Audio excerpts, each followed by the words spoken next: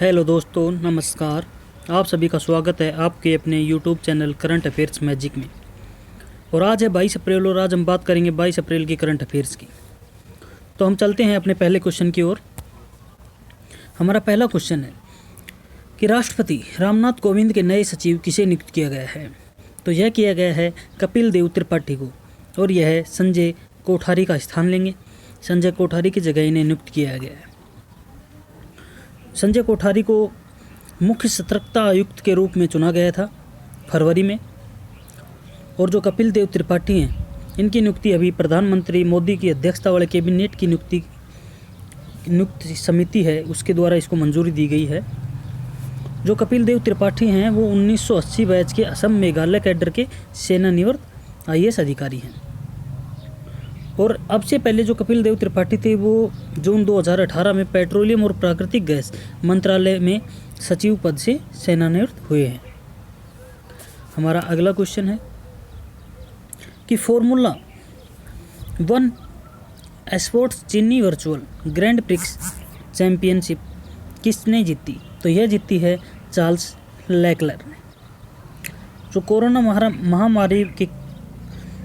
Virus महामारी के कारण वास्तविक जो F1 रेस आयोजित नहीं की गई थी उसके स्थान पर फार्मूला 1 में एक नई F1 and sport virtual grand prix series का आयोजन किया। कोडेमास्टर द्वारा विकसित इस आधिकारिक F1 2019 PC वीडियो गेम के माध्यम से वर्चुअल ग्रैंड प्रिक्स सीरीज आयोजित की। हमारा अगला क्वेश्चन है कि किस बैंक ने ग्राहकों के लिए वॉइस बैंकिंग सेवा लॉन्च की है। तो यह की है ICICI यानी industrial credit and investment corporator of India. इसने अपने ग्राहकों के लिए अमेजन अलेक्सा और गूगल असिस्टेंट पर वॉइस बैंकिंग सेवाओं की नई सुविधा शुरू की है। यह सेवा ग्राहकों को बैंक विद देयर वॉइस यानी अपनी आवाज़ के माध्यम से बैंकिंग संबंधी प्रश्नों के जवाब, खाता में मौजूद राशि एवं लेन देन की जानकारी और क्रेडिट कार्ड देय तिथि जैसी कई अन्य जानकारी हासिल करने में सक्षम बनाएगी। और इसके लिए आईपल नामक एक ओमनी चैनल बोट है उसका इस्तेमाल कर सकते हैं। और इस बैंक ग्राहक की सुविधा के माध्यम से न केवल बैंकिंग संबंधी प्रश्न पूछे जाएंगे बल्कि नए उत्पाद के लिए आवेदन कर सकेंगे, अपनी निकटतम शाखा, निकटतम ATM का पता लगा सकेंगे और अपने खाते में शेष राशि, नए ऑफर की जानकारी का भी प्राप्त कर सकते हैं, जैसे रिचार्ज, फंड ट्रांसफ़र सेवा आदि भी इसमें लाभ उठा सकते हैं। और ICICI बैंक के प्रबंधक निदेशक हैं वो हैं संदीप बख्शी और इसका हेडक्वार्टर मुंबई महाराष्ट्र में है। हमारा अगला क्वेश्चन है world creativity and innovation day यह कब मनाया जाता है। यह 21 अप्रैल को मनाया जाता है और यह दिन संयुक्त राष्ट्र के सतत विकास लक्ष्यों जैसे वैश्विक लक्ष्यों के रूप में भी जाना जाता है। अब इसका इतिहास क्या है। तो इसका इतिहास है world creativity and innovation day की शुरुआत 25 मई 2001 को कनाडा के टोरंटो से हुई थी और इस दिन संस्थापक कनाडाई मार्सी सहगल थे। सहगल ने 1977 में international centre for studies in creativity में संरचनात्मक का अध्ययन किया था। और संयुक्त राष्ट्र ने 27 अप्रैल 2017 को दुनिया भर में 21 अप्रैल को सभी मुद्दों के लिए सामान्य समाधान में उसकी रचनात्मकता के उपयोग के बारे में लोगों के बीच महत्व बढ़ाने के लिए विश्व रचनात्मकता और नवाचार दिवस को मनाए जाने का प्रस्ताव अपनाया था, जो 2015 के सतत विकास लक्ष्यों को प्राप्त करने से संबंधित था। अब ये किया था संयुक्त राष्ट्र ने। तो संयुक्त राष्ट्र के महासचिव हैं एंटोनियो गुटेरेस और इसकी स्थापना 24 अक्टूबर 1945 को हुई थी। हमारा अगला क्वेश्चन है कि बॉम्बे उच्च न्यायालय के न्यायाधीश के रूप में किसे नियुक्त किया गया है। तो यह किया है दीपंकर दत्त को। और जो विश्वनाथ सोमदर हैं इनको मेघालय उच्च न्यायालय का न्यायाधीश नियुक्त किया है और मोहम्मद आरिफ को उड़ीसा उच्च न्यायालय के न्यायाधीश नियुक्त किया है। जो शरद अरविंद बोबडे हैं वो हमारे सुप्रीम कोर्ट के चीफ जस्टिस हैं और उन्हीं की सिफारिश पर इनकी नियुक्ति की गई है। शरद अरविंद बोबडे भारत के 47वें मुख्य न्यायाधीश हैं और हमारी सुप्रीम कोर्ट की जो स्थापना थी वो 28 जनवरी 1950 को हुई थी। अब जस्टिस विश्वनाथ सोमदर ये वर्तमान में इलाहाबाद उच्च न्यायालय के न्यायाधीश हैं और जो मोहम्मद रफ़ीक की जगह लेंगे। न्यायमूर्ति दीपांकर दत्ता ये वर्तमान में कलकत्ता उच्च न्यायालय के न्यायाधीश हैं और उन्हें बॉम्बे उच्च न्यायालय के वर्तमान मुख्य न्यायाधीश भूषण धर्माधिकारी की जगह नियुक्त किया गया है। न्यायाधीश मोहम्मद रफ़ीक वर्तमान में मेघालय उच्च न्यायालय के न्यायाधीश हैं और वह संजू पांडा की जगह लेंगे, उड़ीसा उच्च न्यायालय के मुख्य न्यायाधीश बनेंगे। हमारा अगला क्वेश्चन है कि न्यू डेवलपमेंट बैंक के बोर्ड ऑफ गवर्नर्स की 5वीं वार्षिक बैठक हुई है, उसमें भारत का प्रतिनिधित्व किसने किया है? तो यह किया है हमारे वित्त मंत्री निर्मला सीतारमण ने। न्यू डेवलपमेंट बैंक यानी NDB, इसका गठन ब्रिक्स यानी BRICS, B का मतलब ब्राज़ील, R का मतलब रूस, I का मतलब भारत, C का मतलब चीन और S का मतलब दक्षिण अफ्रीका है और इनके द्वारा 2014 में की गई थी।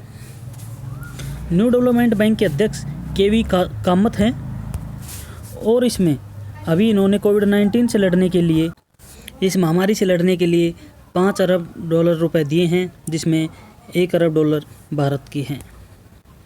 हमारा अगला क्वेश्चन है कि सिविल सेवा दिवस कब मनाया जाता है? तो यह 21 अप्रैल को मनाया जाता है और इस दिन को पहली बार 21 अप्रैल 2006 को मनाया गया था और इस दिन भारत के पहले गृह मंत्री सरदार वल्लभ भाई पटेल द्वारा वर्ष 1947 में दिल्ली के मेटकोप हाउस में स्वतंत्रता के बाद पहली बार प्रशासनिक सेवा के अधिकारियों के संबोधन को भी याद किया जाता है। सरदार वल्लभ भाई पटेल ने अपने संबोधन के दौरान सिविल सेवकों को स्टील फ्रेम ऑफ इंडिया के रूप में संदर्भित किया था। हमारा अगला क्वेश्चन है कि रिचार्जेबल मेटल एयर बैटरी बनाने के लिए किसका उपयोग किया जाएगा?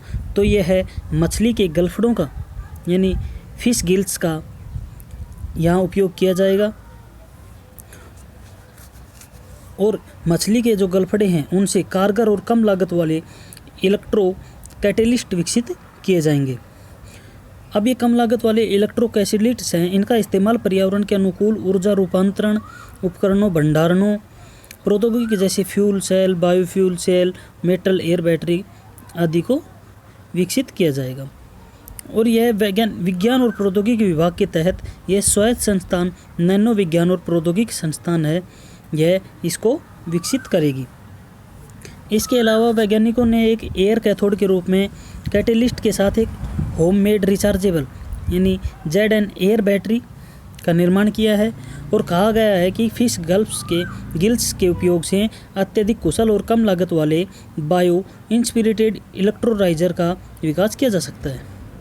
यह कम लागत वाली bio inspired electro catalyst carbon PTC catalyst पर कमर्शियल प्लेटिनम से बेहतर है। ठीक है, हमारा अगला क्वेश्चन है कि ई-संजीवनी OPD का शुभारंभ किस राज्य ने किया है?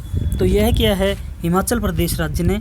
और ई-संजीवनी OPD सुविधा का लाभ उठाने के लिए नागरिकों के पास कंप्यूटर, लैपटॉप, टैबलेट के साथ साथ वेबकम, माइक, स्पीकर और इंटरनेट कनेक्शन भी होना जरूरी है, क्योंकि यहाँ बीमार लोगों को निःशुल्क ऑनलाइन चिकित्सा परामर्श उपलब्ध कराया जाएगा। यहाँ पर राज्य के विभिन्न मेडिकल कॉलेजों के 16 डॉक्टरों की एक टीम निःशुल्क ऑनलाइन चिकित्सा परामर्श प्रदान करने के लिए सभी कार्य दिवसों पर उपलब्ध रहेगी। हिमाचल प्रदेश के CM है जयराम ठाकुर और राज्यपाल हैं बंडारू दत्तात्रेय।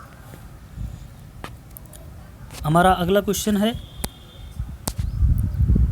कि सीमा सड़क संगठन ने किस राज्य में डपोरिजो ब्रिज का निर्माण किया है?